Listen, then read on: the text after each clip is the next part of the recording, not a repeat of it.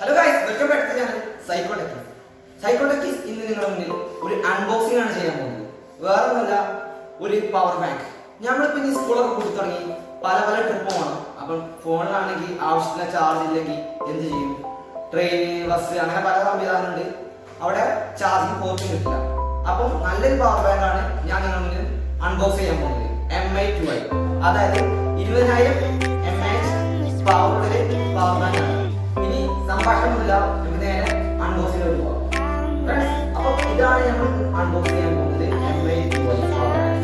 അപ്പം ഇതിന്റെ front എന്താണെന്നൊരു idea ഇല്ല.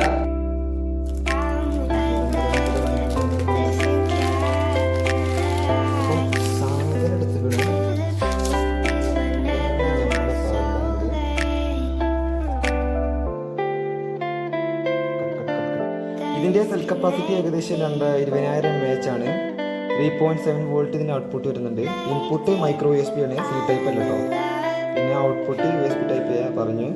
ഇൻപുട്ട് വോൾട്ട് ഏകദേശം 5 വോൾട്ടും 2 ആംപിയർ ഉണ്ട്. പിന്നെ 9 വോൾട്ടും 2 ആംപിയർ ഉണ്ട്. ഇതിന് ഡബിൾ പോർട്ട് ഉണ്ട്. ഔട്ട്പുട്ട് ഏകദേശം വരുന്നത് 5.1 വോൾട്ടും 3.6 ആംപിയർ ആണ് വരുന്നത്. പിന്നെ ഏകദേശം ഇതിൻ്റെ മാക്സിമം റീറ്റെയിൽ പ്രൈസ് 1999 രൂപയാണ്. എനിക്കിത് കിട്ടിയത് ഏകദേശം 1500 രൂപക്കാണ്.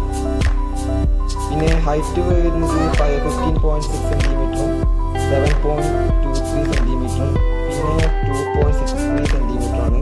ഇത് കളർ ഏകദേശം ബ്ലാക്ക് ആണ്.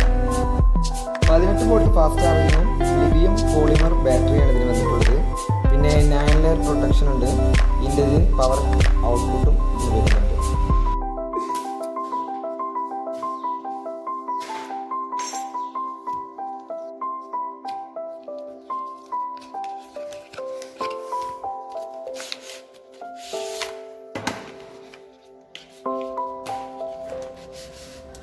ഇതാണ് നമ്മുടെ പവർ ബാങ്ക്.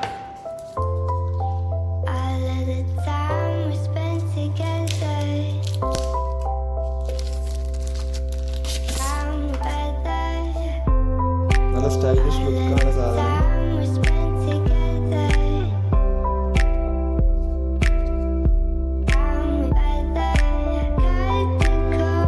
ഇതാണ് ഇതിന്റെ കാറ്റലോഗ്.